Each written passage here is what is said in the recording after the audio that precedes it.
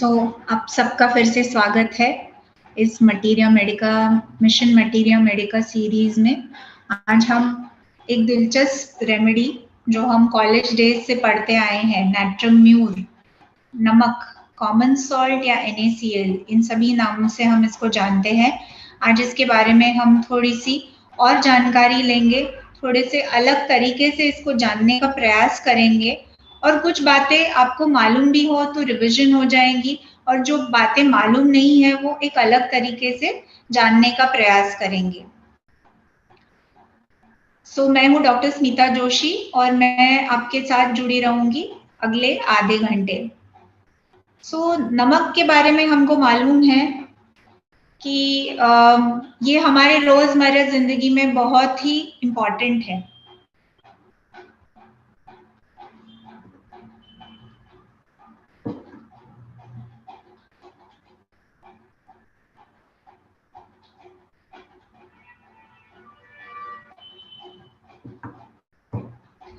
ये हमारे रोजमर्रा जिंदगी में इसका बहुत बड़ा महत्व है और ऐसा कोई भी देश नहीं है, ऐसी कोई भी जगह नहीं है जो पानी के बाद नमक सबसे ज्यादा पाया गया है। पुरातन कालों से लेके नमक बहुत ही कीमती चीज मानी जाया करती थी। इनफैक्ट ये सोने के जैसे, इसका भाव सोने के जैसे था। बहुत पुरातन कालों से हमको नमक का महत्व सभी को मालूम है और आप सब जानते हैं कि हमको नमकीन ये स्वाद बहुत ही अच्छा लगता है।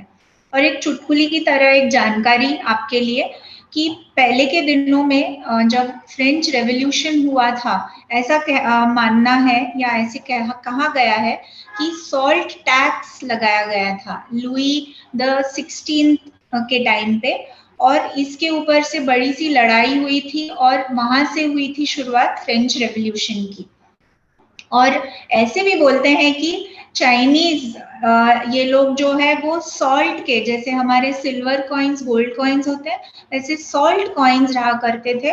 और पुराने कालों में रोमन्स को सैलरी, और ये सॉल्ट वहीं से आया है, ये नाम सैलेरियम या सैलरी, लोगों को जैसे हमको अभी एक सैलरी दी जाती है, उन जमानों में सॉल्ट दिया जाता था एज सैलरी। चलिए आगे बढ़ते हैं और थोड़ा सा और ये सॉल्ट नाट्रियम म्यूर जो हमारे मटीरिया मेडिका का बहुत ही अहम महत्वपूर्ण ड्रग है, उसके बारे में थोड़ी सी और जानकारी लेते हैं। तो ये आपको मैं पीरियोडिक टेबल को ले जाना चाहूंगी ये दिखाने के लिए। जो NaCl है ये हमारे पीरियोडिक टेबल के 3rd रो पे, और ये सॉल्ट है combination of sodium and chlorine. Sodium है इसका एटॉमिक नंबर 11 और क्लोरीन जिसका एटॉमिक नंबर 17। ये जब साथ में आते हैं तो NaCl बनता है या सॉल्ट। थोड़ा सा एटॉमिक स्ट्रक्चर की तरफ मैं ध्यान आपका ले जाना चाहूंगी। आप अगर देखते हो ये इसका एटॉमिक नंबर 11 है, तो ये आउटसाइड रिंग में आप देखेंगे कि एक ही इलेक्ट्रॉन है और यहाँ पे एक इलेक्ट्रॉन के लिए जगह है। तो जब ये साथ में आता है तो सोडियम देना पसंद करता है और क्लोरीन लेना पसंद करता है। तो ये एक बहुत ही अजीब जो है आपको ये नाट्रियम म्यूर ड्रग में भी दिखेगी, यानी एक्सट्रीम्स ऑफ इमोशन, जो एक साइड सोडियम है और दूसरी तरफ क्लोरीन है और ये एक साथ आने की वजह से आपको इस सॉल्ट में बहुत सारी खूबियां दिखेंगी जो हम आगे चल के जानेंगे। तो थोड़ा सा फिजियोलॉजी, हमारे बॉडी में सॉल्ट का क्या महत्व है और किस तरह से सॉल्ट क्या चीज करती है, कैसे हमारे बॉडी में हेल्प करती है, थोड़ा सा इसके बारे में जान ले। तो हमारे बॉडी में हर एक लिक्विड, हर एक सेल में सॉल्ट ये है। तो सॉलिड पार्ट हो या लिक्विड पार्ट हो, हमारे बॉडी में सॉल्ट का महत्व है। और हमारे बॉडी सेल्स जो हैं ये सॉल्ट, सोडियम क्लोराइड, ये कॉम्बिनेशन को जिस तरह से इजीली ले सकते हैं अंदर, उस तरह से बाकी के सॉल्ट्स को उतनी आसानी से नहीं ले सकते। और ये सॉल्ट या नमक NaCl जो है, नाट्रियम म्यूर जो है, ये हमारे शरीर के सभी सेल्स, सभी फ्लूइड्स का जो एक टेंशन रहता है, जो बैलेंस रहता है, वो मेंटेन करता है। और हमारे रक्त दाब को एक तरह से ये बैलेंस में रखता है। सो इसीलिए ये ब्लड प्रेशर ठीक रखने के लिए भी इसका बहुत बड़ा महत्व है। और जो हमारे बॉडी में जो सॉल्ट है वो अप्रोक्सीमेटली 11 आउंसेस, इसकी जो क्वांटिटी है वो अराउंड 11 आउंसेस है। और समझो हमारे बॉडी शरीर का जो सॉल्ट कंटेंट है अगर बढ़ भी जाए तो हमारी किडनीज इतनी सक्षम है कि ये एक्सक्रीट कर देती है। तो आपने देखा कि सोडियम क्लोराइड या सॉल्ट, इसका बहुत बड़ा महत्व है। इसके जो दो कंपोनेंट्स हैं सोडियम और क्लोराइड, इन दोनों का भी बहुत बड़ा महत्व है अलग अलग से। आप देखोगे कि सोडियम जो है एक इलेक्ट्रोलाइट और ये मिनरल भी है, खनिज भी है, और ये एक इम्पॉर्टेंट घटक भी है हमारे शरीर के सॉल्ट फ्लूइड्स का और सॉल्ट्स का भी। तो ये नॉर्मल ब्लड प्रेशर मेंटेन करने के लिए बहुत ही इम्पोर्टेंट है। और हमारे जो मसल्स और नर्व्स हैं हमारे बॉडी के, इसको ठीक तरह से चलाने के लिए इसका बहुत बड़ा महत्व है। और आप सभी लोग जानते हैं कि नॉर्मल जो क्वांटिटी रहनी चाहिए सोडियम लेवल्स, हम लोग जब इलेक्ट्रोलाइट्स चेक करते हैं तो 135 टू 145 MEQ जिसको बोलते हैं मिली इक्विवेलेंट्स होनी चाहिए। और क्लोराइड इसी जैसे सोडियम का महत्व है इसी तरह से क्लोराइड का भी महत्व है, और ये भी हमारे बॉडी में बैलेंस रखता है, इलेक्ट्रोलाइट बैलेंस और एसिड बेस बैलेंस भी रखता है। और जो स्टमक के गैस्ट्रिक सिक्रीशंस हैं, आप सभी लोग जानते हो कि ये हाइड्रोक्लोरिक एसिड और इसके जो अन्य सॉल्ट्स हैं इससे बना हुआ है। और ये नॉर्मल जो लेवल्स है हमारे बॉडी में वो 96 to 106 milli equivalents chloride level होनी चाहिए। तो हम जब सॉल्ट के बारे में बात करते हैं, नाट्रियम म्यूर के बारे में बात करते हैं, तो हमको मालूम रहना चाहिए कि जो हम खाते हैं सॉल्ट, जिसको टेबल सॉल्ट बोलते हैं, बहुत से लोग आजकल सी सॉल्ट भी खाते हैं, तो इसका थोड़ा सा कॉन्स्टिट्यूएंट अलग रहता है। जैसे नेचुरल पानी जैसे सी कलेक्ट होके इवेपोरेट होने के बाद हमको सी सॉल्ट मिलता है, उसी तरह से टेबल सॉल्ट जो है ये प्रोसेस होने के बाद हमको मिलता है। इसको बहुत हीट करना पड़ता है, उसका मॉइस्चर कंटेंट पूरी तरह से निकाल देते हैं। जैसे कि सी सॉल्ट में थोड़ा सा मॉइस्चर कंटेंट रहता है, और इसमें पोटेशियम, कैल्शियम और अन्य मिनरल्स की संख्या सी सॉल्ट में ज्यादा है। और ये ट्रेस मिनरल्स जो हैं ये भी बहुत महत्वपूर्ण है, और ये बॉडी को बाकी के जो मिनरल्स है ये देने में सहायता कर सकती है।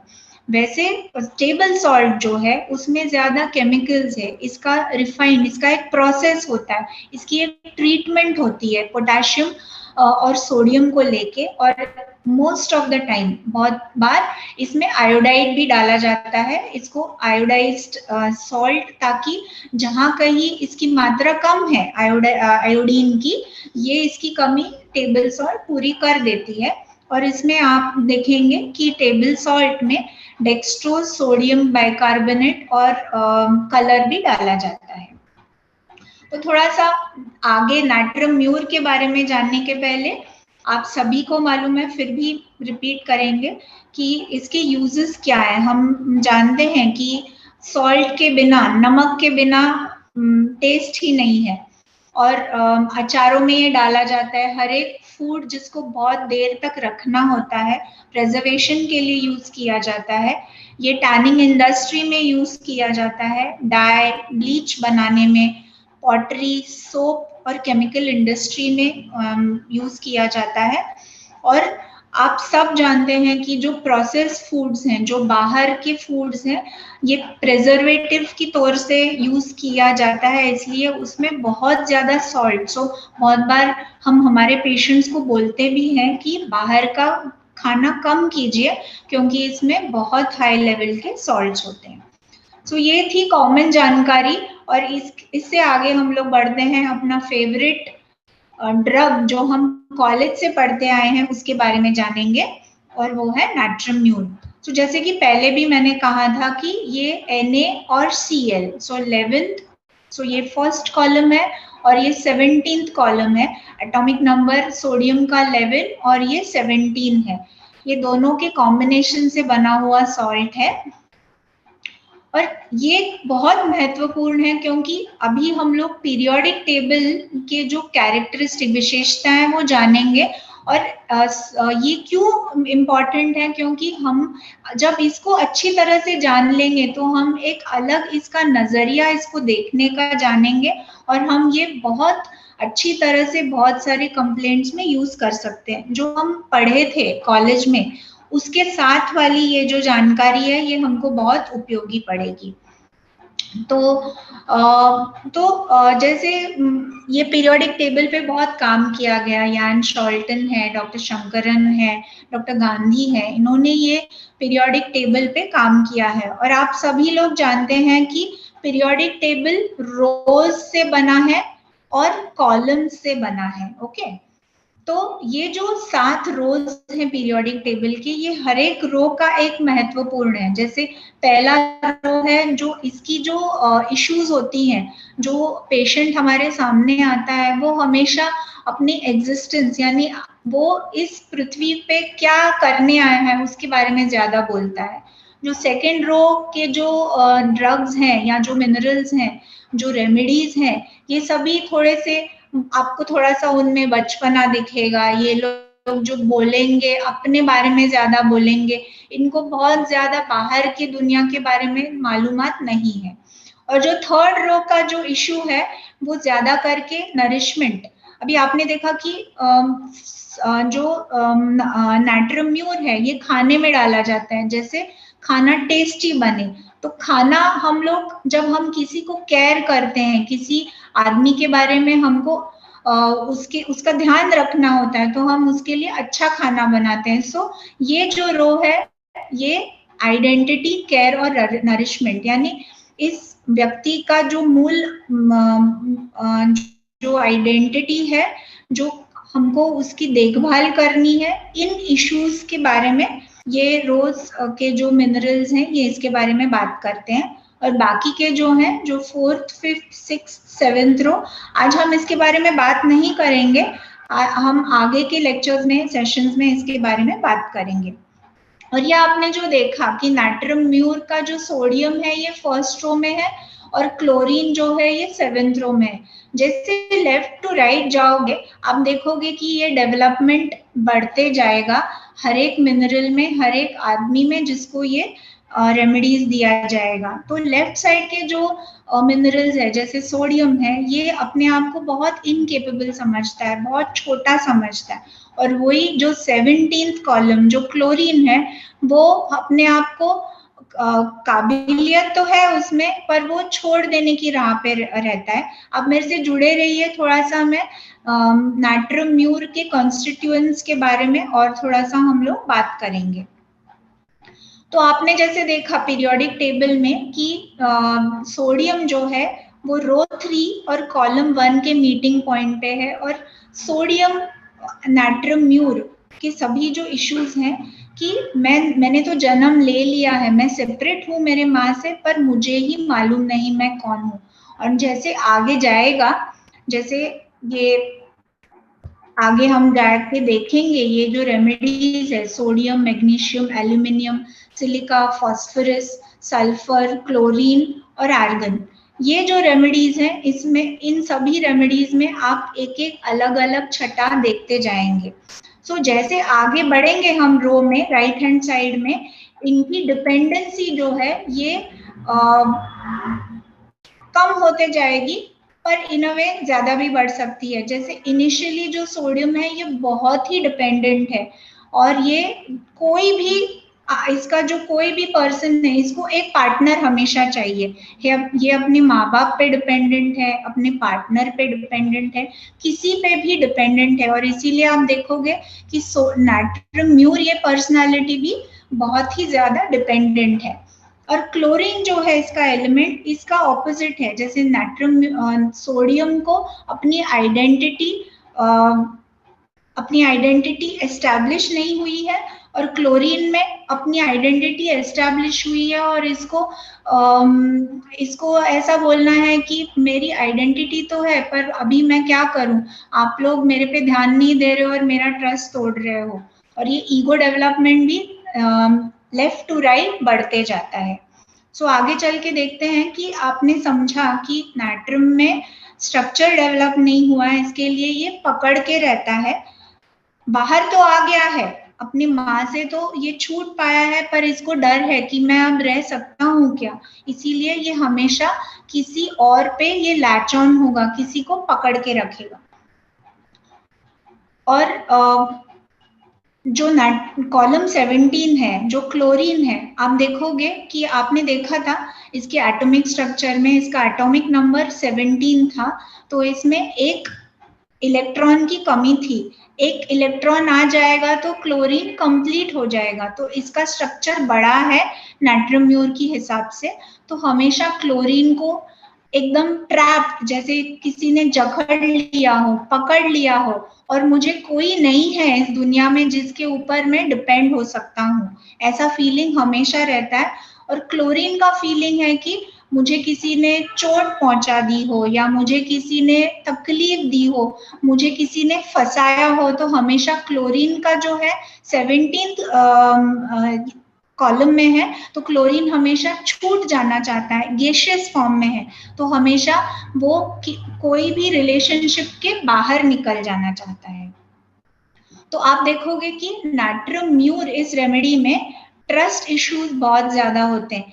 एक साइड में नाट्रियम है, सोडियम है, जो बहुत ज्यादा डिपेंडेंट है, क्लोरीन है जो जकड़ के नहीं रहना चाहता, और साथ में NaCl सॉल्ट है जिसमें ये आपको दोनों इश्यूज दिखेंगे। तो मैं आपको एक आगे जाने के पहले जो कैरेक्टरिस्टिक्स है, मैं आपको एक केस एक्सपीरियंस शेयर करना चाहती हूँ कि पेशेंट्स में ये कैसे दिखेगा। तो आप देखोगे कि नाट्रियम म्यूर का जो पेशेंट है वो हमेशा किसी पे निर्भर होके रहता है। तो मेरे पास एक लड़की आती थी, 23 इयर्स की थी, एंजाइटी कंप्लेंट्स के लिए आती थी ये। तो उसका मेन प्रॉब्लम ये था कि उसने जब कॉलेज ज्वाइन किया तो वो हमेशा अपने आप को अकेला समझती थी और उसको कोई ना कोई चाहिए होता था। तो उसको एक फ्रेंड मिल गया जिसके साथ वो 7 साल उसका रिलेशनशिप रहा, और वो कहती थी कि मैं इसके बगैर मैं जी नहीं सकती हूँ, मुझे ये आदमी चाहिए, अगर ये है तो मुझे अच्छा लगता है। सो आप देखोगे कि ये इतनी डिपेंडेंट है। और जब उसको समझ में आने लगा कि ये रिलेशनशिप मेरे लिए अच्छा नहीं है, तो फिर उसने तोड़ दिया ये रिलेशनशिप, और जब इसने तोड़ दिया तो ये जी नहीं पाई और उसकी तकलीफ वहां से शुरू हुई। और यही स्टोरी नाट्रियम म्यूर की है कि ये रिलेशनशिप्स के भूखे हैं। जिस दिन इनका जो सबसे महत्वपूर्ण रिलेशनशिप छूट जाता है, टूट जाता है, इनकी सभी तकलीफ स्टार्ट हो जाती है।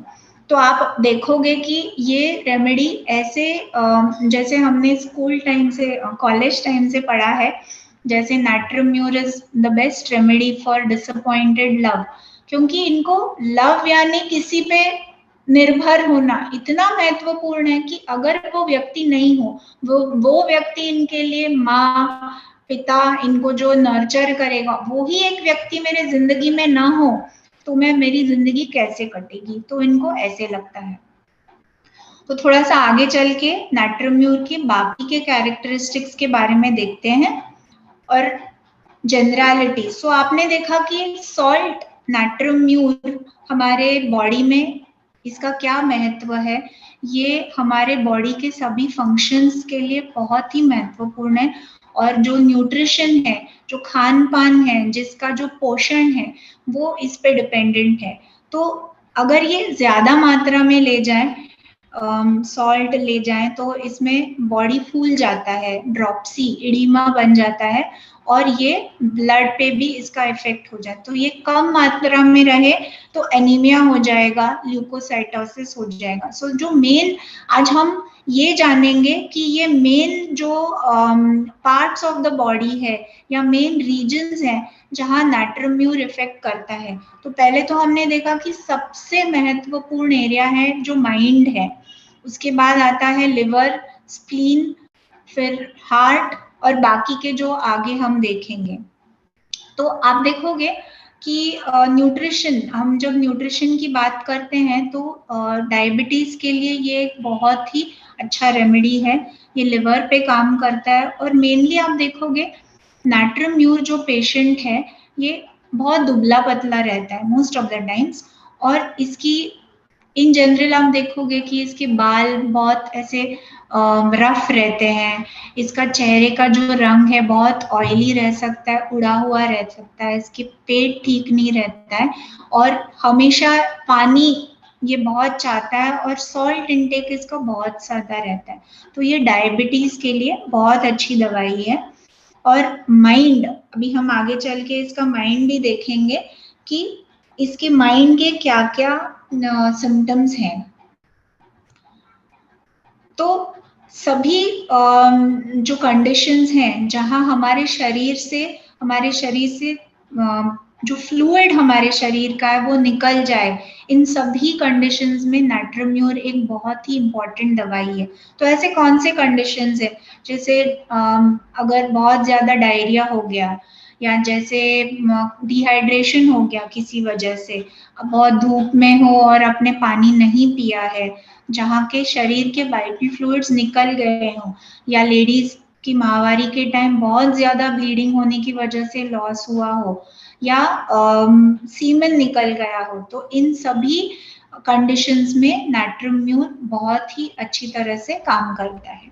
इसकी एक विशेषता है कि ये जो नाट्रियम म्यूर पेशेंट होता है वो अच्छी तरह से खाता है पर उसका जो वजन है वो बढ़ता ही नहीं। और हम हमारे आजू बाजू बहुत बार देखते हैं कि बहुत से जो छोटे बच्चे होते हैं या इवन जो एल्डरली लोग होते हैं, उनका आप देखोगे कि नेक बहुत इलोंगेटेड है, नेक इमैसिएटेड है। वैसे तो वो थोड़े से हेल्दी भी होंगे पर नेक इलोंगेटेड है। ऐसे लोगों के लिए this is a very good remedy. और ऐसे बच्चों में भी ये बहुत काम करता है। और बहुत बार थायराइड के कंप्लेंट्स में जब ये आपको सिम्टम मिलेगा कि अच्छी तरह से मैं खा रही हूँ और मेरा वजन नहीं गेन हो पा रहा है और मेरा इमैसिएशन गले की तरफ है, सो आप नाट्रियम म्यूर के बारे में डेफिनेटली सोचिए। और इसके साथ हम जब डीडी सोचते हैं तो दो रेमेडीज और आती हैं जहां आप ये सिमिलर देखोगे बट उसकी कैरेक्टरिस्टिक्स अलग होंगे। एब्रोटैनम है और आयोडम है। और नाट्रियम म्यूर पेशेंट जो है इसकी जो टेंडेंसी है ये बहुत जल्दी कोल्ड कैच कर लेता है, बहुत जल्दी इसको खांसी हो जाती है और इसमें ये कैलकेरिया कार्ब और काली कार्ब के नजदीक जाता है। तो आगे चल के देखते हैं कि ये और क्या कैरेक्टरिस्टिक्स हैं नाट्रियम म्यूर के बारे में। तो नाट्रियम म्यूर पेशेंट जब कभी आएगा तो हमेशा बताएगा कि वो किसी भी प्रकार से अगर गुस्सा हो जाता है, किसी ने उसको ठीक तरह से बात नहीं किया, किसी ने, वो बहुत ही सेंसिटिव पेशेंट है, सो कोई भी उसको कुछ भी कर दे तो एक तो इसको गुस्सा आ जाता है और ये गुस्सा कभी कभी बोल नहीं पाता है। Most of the times natrium mur ठीक तरह से ये गुस्से को निकाल नहीं पाता है और उसकी वजह से उसको बहुत सारी तकलीफ हो सकती है। और बाकी जो है बहुत ज्यादा सॉल्ट खाने से जिनको कोई बीमारी होती है उसमें नाट्रियम म्यूर ये बहुत इंपॉर्टेंट दवाई है। और ऐसा देखा गया है कि कॉटरी जो यूज करते हैं जिसमें सिल्वर नाइट्रेट यूज किया जाता है, तो कोई भी कॉटराइजेशन, जैसे बैड इफेक्ट्स ऑफ, आप देखोगे सिल्वर नाइट्रेट क्रीम यूज किया जाता है बहुत बार, या पहले के जमाने में आई कंप्लेंट्स के लिए यूज किया जाता था। तो अगर ये यूज करने के बाद पेशेंट को अगर तकलीफ होती हो तो आप इसको नाट्रियम म्यूर के कुछ डोजेस से डेफिनेटली हेल्प कर सकते हो। और कोई भी प्रकार का एंगर या सैडनेस, कोई भी प्रकार से, जैसे कोई बंदा बहुत दुखी हो या कोई बंदा बहुत एंग्री हो, गुस्सा आया हो पर व्यक्त नहीं कर पाया और दुखी हो, या उसने उसका कुछ मन मुटाव है उसने रख दिया हो, ये सभी इसकी वजह से जो कंप्लेंट्स आती है उसमें नाट्रियम म्यूर बहुत अच्छी तरह से सहायता दे सकता है। तो चलिए, माइंड, नाट्रियम म्यूर का जो माइंड है ये सबसे ज्यादा इम्पोर्टेंट है हमें, और ज्यादा करके हमको जब पेशेंट हम देखेंगे तो नाट्रम्यूर माइंड बहुत अच्छी तरह से हम लोग कैच कर पाएंगे। तो ये नाट्रम्यूर बंदा जो है, आप इसको कुछ भी बोल दो, ये बहुत सेंसिटिव होने की वजह से ये जल्दी भूल नहीं पाता है। ये रखेगा अपने दिमाग में, रख रख के ये पानी हो जाएगा, पर ये भूलेगा नहीं। आपने कुछ भी किया हो जिंदगी में इसकी तरह, पर ये भूलेगा नहीं। तो ये छोड़ेगा भी नहीं और भूलेगा भी नहीं। और ये सोच सोच के इतना रोता है, इतनी रोती है, और पर इसकी विशेषता ये है किसी के सामने नहीं रोएगा। और अगर आप जाके इसको सहानुभूति दे दो नाट्रम्यूर के पेशेंट को, लेडी को, तो ये आप पे ही चिल्लाएगी, आप पे बरस पड़ेगी। तो इसका जो लेडीज हैं या जो पर्सनालिटीज हैं जहाँ पे बहुत रिजर्व्ड है, बता नहीं पाते, बहुत अंदर रखते हैं, बहुत ज्यादा जूझते हैं, झुर्रियां आ जाती है इसकी वजह से, एंगर की वजह से, उसमें डेफिनेटली नाट्रम्यूर ये रेमेडी हम सोचेंगे। और कई बार जैसे हमने देखा कि दो ऑपोजिट पोलैरिटीज हैं, एक जगह नाट्रियम है, एक जगह क्लोरीन है, तो इसमें बहुत मूड स्विंग्स या मूड चेंजेस देखोगे। तो एक बार कभी ये बहुत ही खुश रहेंगे या एक बार बहुत ज्यादा दुखी होंगे। तो ये बहुत ही अच्छी रेमेडी है फॉर बाइपोलर डिसऑर्डर। तो आपके यहाँ कुछ पेशेंट और ऐसे सिम्टम्स अगर हो तो आप डेफिनेटली सोच सकते हैं।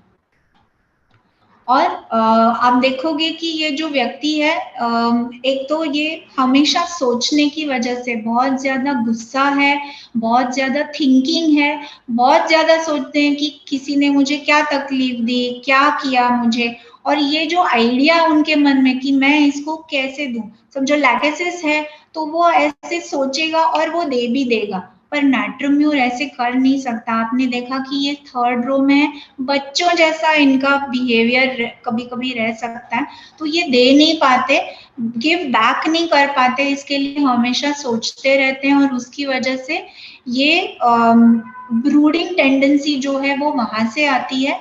ये रिवेंजफुल रहते हैं पर कुछ कर नहीं पाते, और इसकी वजह से आप देखोगे कि ये मेमोरी लॉस इनमें हो सकता है, क्योंकि ये बहुत बार वही वही चीज सोचते हैं।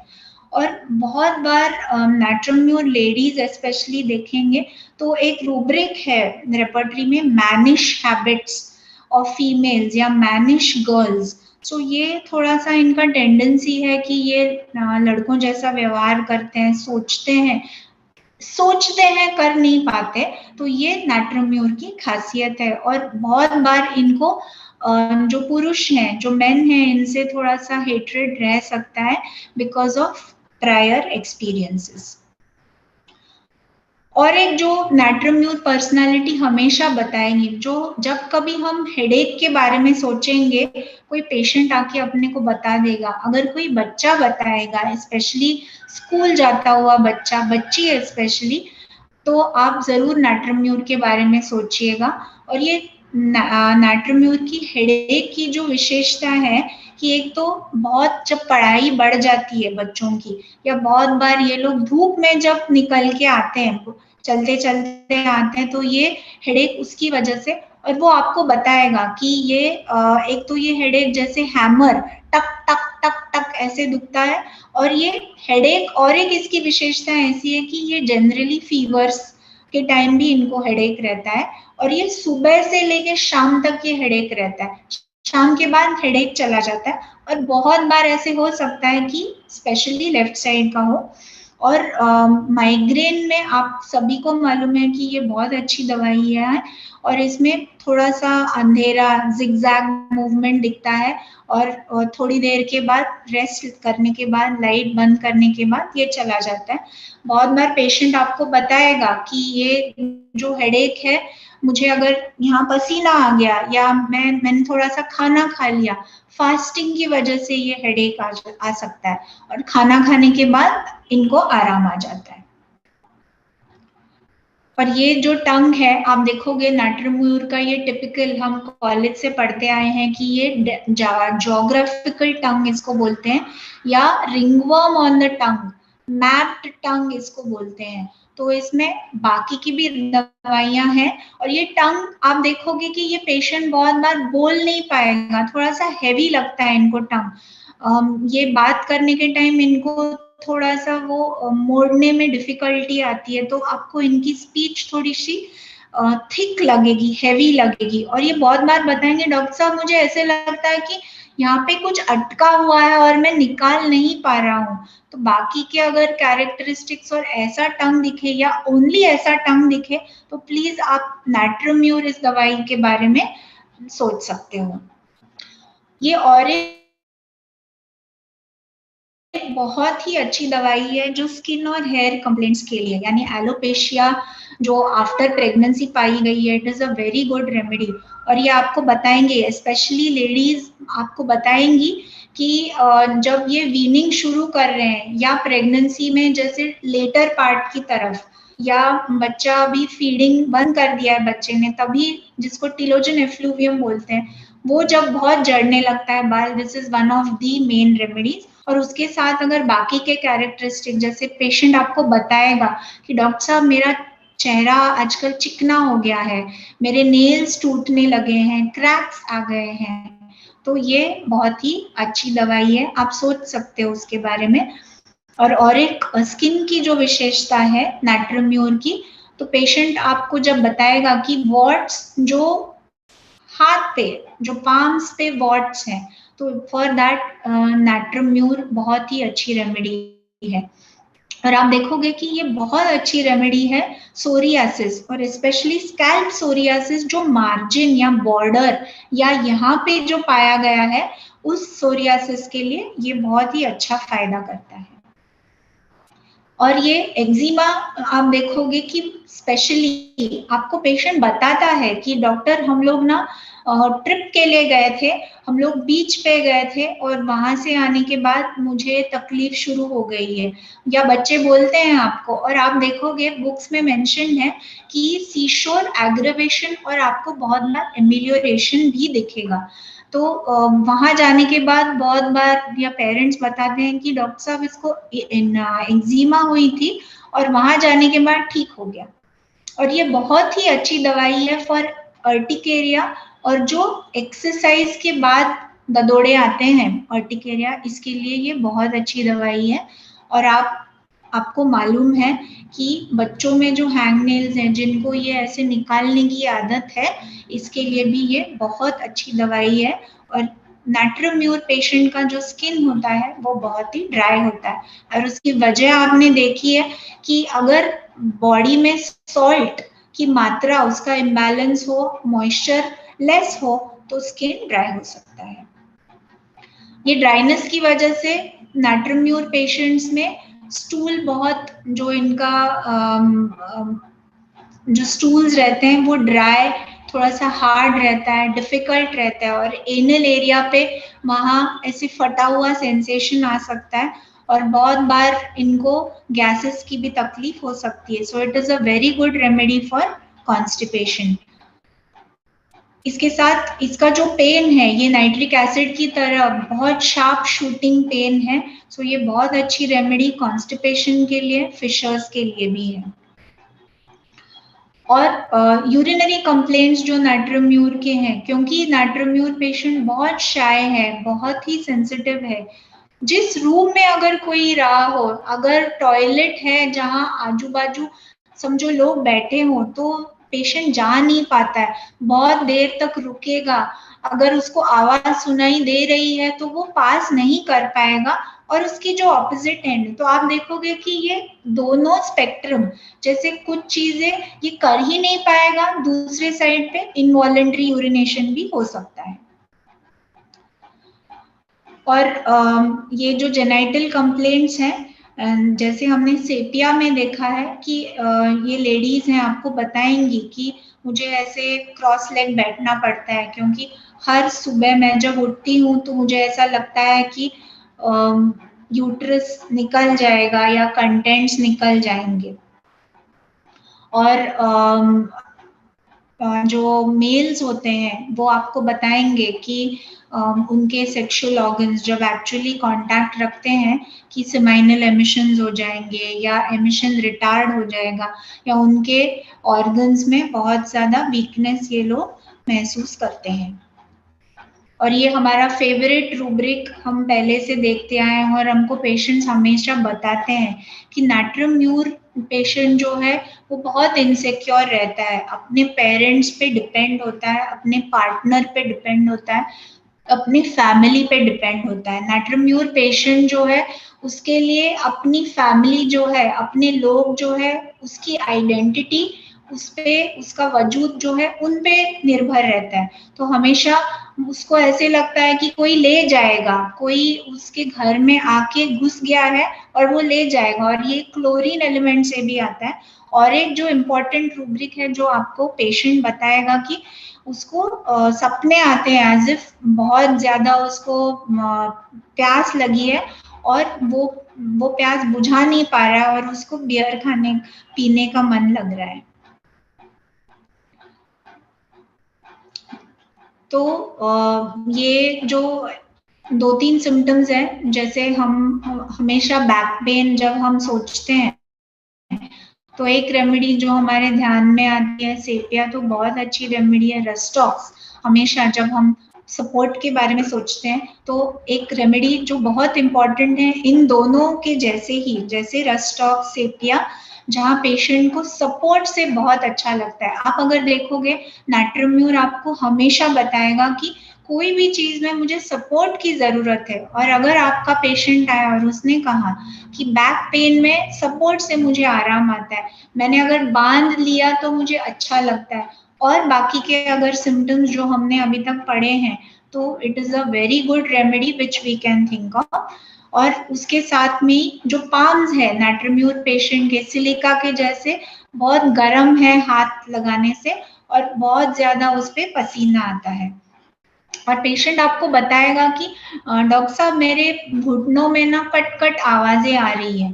तो इन स्पेसिफिक ऑस्टियोआर्थराइटिस या कोई भी कंप्लेंट में ऑस्टियोआर्थराइटिस की ये बिगनिंग है, तो आप ये रेमेडी नाट्रियम म्यूर डेफिनेटली सोच सकते हैं। और आपको पता ही होगा कि अभी के ये इन कोविड दोनों एपिडेमिक्स में जो फर्स्ट रन रहा, जो सेकेंड रन रहा, loss of taste, smell, natrium mur ये बहुत ही इम्पोर्टेंट रेमेडी रही है।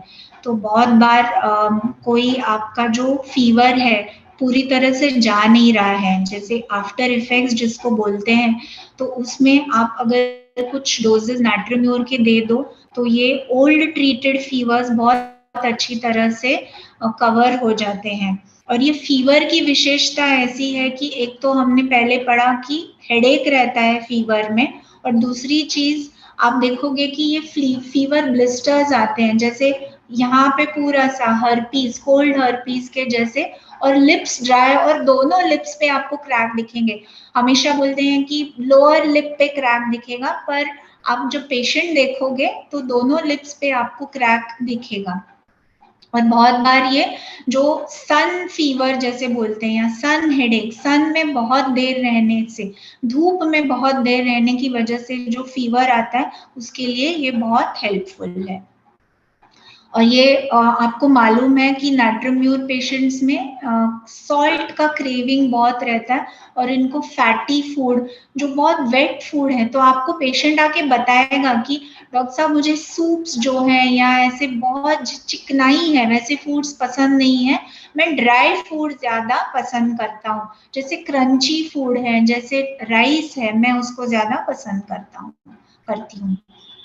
और इसका जो टिपिकल टाइम है या चीजें हैं, सुबह से लेके शाम तक तकलीफ बढ़ेगी, सीशोर या सी साइड तकलीफ बढ़ेगी, बहुत बोलने से या सन से, धूप में जाने से इसकी तकलीफ बढ़ेगी।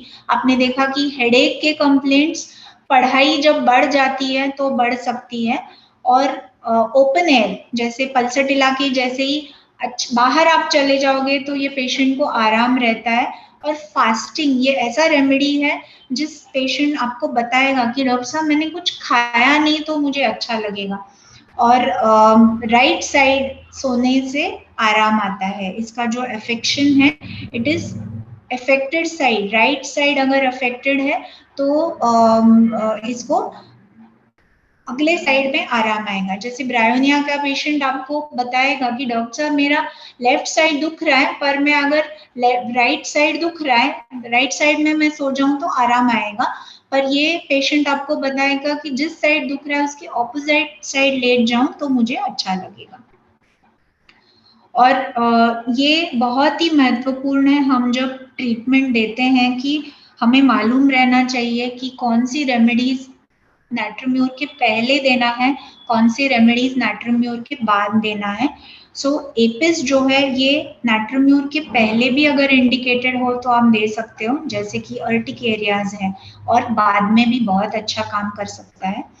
और इग्नेशिया पेशेंट जो हैं, जिन पेशेंट्स को आपको सिम्टम्स इग्नेशिया के लगते हैं, फॉर एग्जांपल अगर कॉन्स्टिपेशन के लिए, अगर पाइल्स के लिए, अगर फिशर्स के लिए आपने इग्नेशिया दिया है पर आपको लग रहा है कि इग्नेशिया कवर नहीं कर पा रहा है, ये सिम्टम्स फिर से आ रहे हैं, ये रिपीट हो रहे हैं, तो आप नाट्रम्यूर एज अ क्रॉनिक एनालॉग आप सोच सकते हो।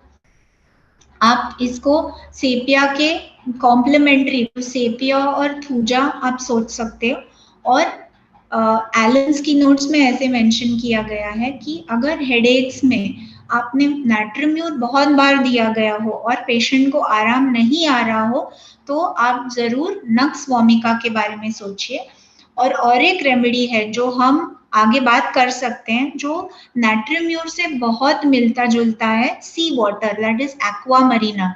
एक्वा मरीना के फीचर्स बहुत ही मिलते जुलते हैं नाट्रम्यूर से। ये बहुत ही दिलचस्प रेमेडी है, बहुत ज्यादा प्रूव की नहीं है तो इसके लिए यूज नहीं होती। अगर हम आगे चल के इसके बारे में कभी टाइम मिले कोई सेशन में, एक्वा मरीना के बारे में जरूर हम लोग डिस्कस कर सकते हैं, क्योंकि ये नाट्रम्यूर के जैसे ही बहुत ही इंपॉर्टेंट रेमेडी है। और ये यूज करने से इन जहां हमको लगता है कि नाट्रम्यूर इंडिकेटेड है not helping, we can think of aqua marina, हम लोग सोच सकते हैं इसके बारे में। तो ये थी जनरल जानकारी नाट्रम्यूर के बारे में। और अभी नाट्रम्यूर चाइल्ड, ये एक रिकैप है। आपको जो सभी चीजें हमने पहले बताई थी वो बच्चों में दिखेंगी। जैसे हमने बताया था न्यूट्रिशन अच्छा नहीं होगा तो इनके नेक, इनका जो नेक है पतला सा रहेगा, अंडरवेट होंगे, खाएंगे, इनका एपेटाइट अच्छा रहेगा पर ये लोग इनका वजन नहीं बढ़ेगा, हमेशा रोते रहेंगे। पेशेंट की माँ आके बोलेगी ये डॉक्टर साहब ये इतना रोता है बच्चा कि मुझे समझ में नहीं आता मैं क्या करूं। एक कोने में जाके बैठ के रोता है, किसी को अपने पास आने नहीं देता। अगर ये रो रहा है और हम जाए इसके पास तो ये हमको धुतकार देगा। इनके माइलस्टोन्स बहुत डिलेड होते हैं, बात करना लेट करते हैं, चलना लेट करते हैं। और आप देखोगे जो हमने पहले भी बात की थी, इनका टंग मैप्ड रहेगा, हैंग नेल्स रहेंगे, हेडेक्स इनमें होंगे और ये बहुत ही चिड़चिड़े रहते हैं। और इनको पसंद नहीं है कि आप इनके पास आए, इनको टच करें। आपको अगर कहीं ऐसा बच्चा दिखा तो डेफिनेटली आप नाट्रम्यूर के बारे में सोच सकते हो। तो एक रिकैप अभी तक हमने जो देखा नाट्रम्यूर के बारे में कि ये एक बहुत ही ऐसी दवाई है जिसके बहुत सारे यूजेस हैं। ये पॉलीक्रेस्ट है जिसका सर से लेके पैर तक ऐसा कोई भी पार्ट नहीं है जिसमें आपको सिम्टम्स नहीं दिखेंगे और जिसपे यूज नहीं है। इसके हर एक एक्शन इसका हर एक पार्ट पे है और उसके लिए ये बहुत सारे डिजीजेस में इसका बहुत उपयोग है। और अगर आप नाट्रम्यूर जान लोगे, उसके बारे में आपको जानकारी होगी, तो आप अलग सॉल्ट्स नाट्रम ग्रुप के जैसे नाट्रम फॉस, नाट्रम सल्फ, जो कोई है नाट्रम कार्ब, आप नाट्रम सिलिकेटा, आप इसको भी बहुत अच्छी तरह से प्रिस्क्राइब करना सीख सकते हो। और आपको ये जो मैंने कुछ चीजें बताई इसके माइंड के बारे में और ये फिजिकल्स के बारे में, अगर आप थोड़ा सा मास्टरी कर लोगे तो आप बहुत अच्छी तरह से नाट्रम्यूर प्रिस्क्राइब कर सकते हो। और जो कोई पेशेंट जो बहुत इमोशनल है, जिसके जो पेशेंट्स बोलेंगे कि मेरे मूड स्विंग्स हैं, मैं कभी बहुत शांत रहता हूँ, बहुत ही गुस्सा हो जाता हूँ, तो जरूर आप ऐसे पेशेंट्स में नाट्रियम म्यूर के बारे में सोचिए। तो ये था नाट्रियम म्यूर के बारे में कुछ जानकारी। तो अगर आपको कोई भी क्वेरीज हो, आपको कुछ भी इसके बारे में पूछना हो, तो आप चैट में जरूर मेंशन करिएगा। आपको ये लेक्चर सेशन कैसा लगा वो भी मेंशन कीजिए, और आप मिशन मटीरिया मेडिका चैनल पे बने रहिए, जुड़े रहिए। हम ऐसे जो इम्पोर्टेंट रेमेडीज है लाते रहेंगे, और हमारा साथ आपके साथ जुड़ा रहेगा। थैंक यू सो मच हमको अपॉर्चुनिटी देने के लिए। Thank you.